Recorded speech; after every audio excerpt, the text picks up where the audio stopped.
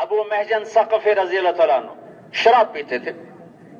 صحابہ بشر تھے، نبی نہیں تھے، معصوم نہیں تھے، ان سے بھی خطائیں ہوئیں، لیکن اللہ نے وعدہ کیا کلن وعد اللہ الحسنى، میں نے تیرے تمام صحابہ کو بخش دیا، جنت دے دی.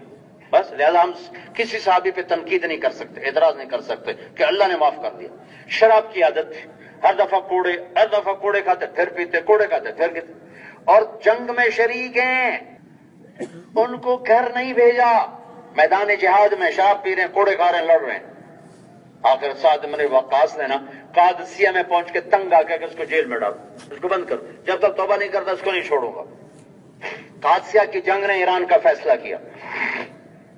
جنگ 9 دن چلی ہے، 9 دن، ایک جنگ کا دن ہے، اور روم ایرانیوں نے صحابہ کو اکھاڑ دیا، اور یہ اکھڑتے پیچھے آ رہے ہیں.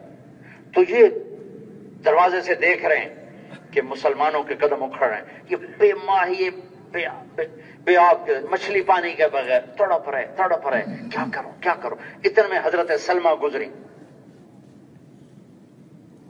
مسنہ بن حارثہ کی بیگم تھی، ان کی شہادت کے بعد ان سے نکاح کیا سعد بن ابی وقاص نے.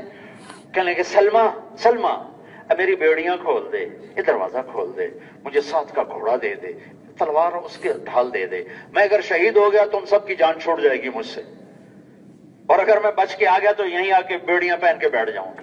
وہ کہنے کہ میں تو نہیں کرتی. ساتھ کو پتا چلا تو مجھے سزا دیں گے، ناراض ہوں.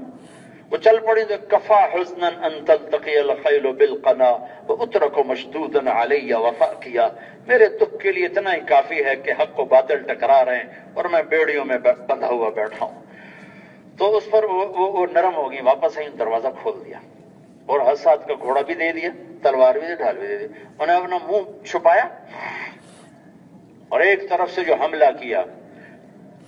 اب پہلے لشکر کی تعداد سنو. صحابہ تھے 30,000 اور ایرانی تھے 3 لاکھ. 3,30,000 میں ایک آدمی کیا کرے گا؟ وہ نظر کیسے آئے گا؟ لیکن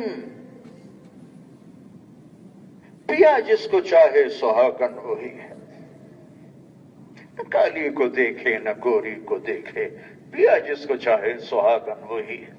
پتہ نہیں کون سی خوبی ابو محجن کی میرے رب کو پسند تھی شراب پینے کے باوجود. ہم نے سیکھا نہیں کمیوں میں سے خوبیاں ڈھونڈنا، ہم نے سیکھا ہے خوبیوں میں سے کمیاں ڈھونڈنا، خوبیوں میں سے کمیاں نکالنا.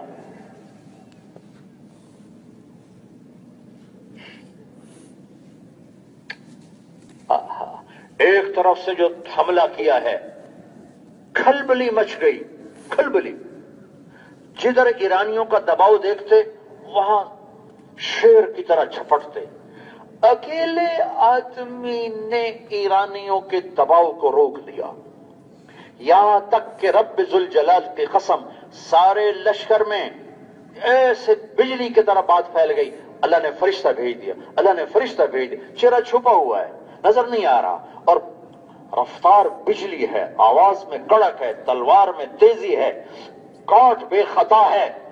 کون ہے فرشتہ؟ چونکہ جدھر جاتے تھے کائی کی طرف دشمن چھڑ جاتا تھا.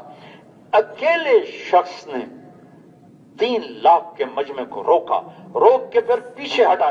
30,000 بھی ساتھ ہیں، اور یہاں تک کہ ایرانی مغلوب ہوتے چلے گئے اور صحابہ غالب آتے چلے گئے. اس دن جنگ کا فیصلہ نہیں ہوا، لیکن شکست سے بچ گئے اور بغیر کسی نتیجے کے میدان سے واپس لوٹے. لیکن جنگ ختم ہونے سے پہلے گھوڑے کو نکالا. ہاں، سعد بن ابی وقاص بیمار تھے اور قلعے کی چھت پر تھے، اور وہاں سے پرچیوں پر لکھ کر نیچے آرڈر بھیجتے، سوار آرڈر آگے پہنچا تھا.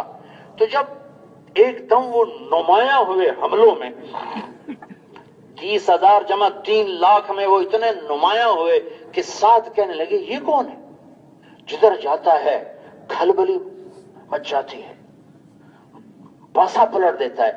کہنے لگے ہے گھوڑا تو میرا لگتا ہے، لیکن وہ تو استبل میں کھڑا ہوا ہے.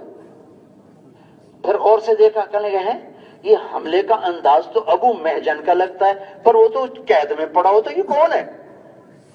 سوچ رہے ہیں، کچھ پہچان لیا.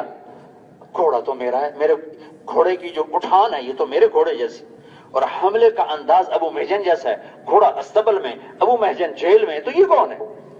شام کو جب لشکر چھوٹے اور حضرت سعد کے خیمے میں سارے سالاران جمع ہوئے تو سب نے کہا آج شکست یقینی تھی، اگر اللہ اپنے کسی بندے کو نہ بھیج دیتا، پتہ نہیں کون تھا، ہمیں تو لگتا کوئی فرشتہ تھا، ہمیں تو لگتا کوئی فرشتہ تھا۔ یہ کہہ کر مجلس اختتام پذیر ہوئی، سعد اپنے خیمے خلوت میں آئے تو بیگم سلمہ نے پوچھا آج میدان کی کیا کارگزاری ہے؟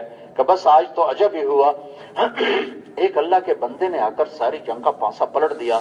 پھر تھوڑے چپ رہنے پر کہنے لگے ویسے ایک بات بتاؤں، اگر میرا گھوڑا ادھر نہ ہوتا اور ابو محجن جیل میں نہ ہوتا تو مجھے لگتا تھا گھوڑا میرا ہے اور حملہ ابو محجن کا ہے۔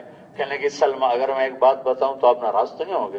کہا نہیں، کہ وہ ابو محجن ہی تھا اور گھوڑا آپ کا ہی تھا۔ کہیں وہ کیسے؟ کہ میں گزر رہی تھی تو انہوں نے فریاد کی، میرا دل پسیجا، میں نے نکال دیا۔ سعد رضی اللہ عنہ ایک دم آنسو چھلک پڑے کہ بلاؤ بلاؤ بلاؤ بلاؤ بلاؤ بلاؤ۔ ان کی بیڑیاں اپنے ہاتھوں سے کھولی، ان کو گلے کا آج کے بعد ابو محجن تیرے اوپر کوئی سزا نہیں، جا جو مرضی کر۔ صحابہ کی زندگی پڑھو، کیسے قدر کی، اپنے ساتھیوں کی کیسے قدر کی، اور ان سے ان کی استعدادوں کے مطابق کام لیا۔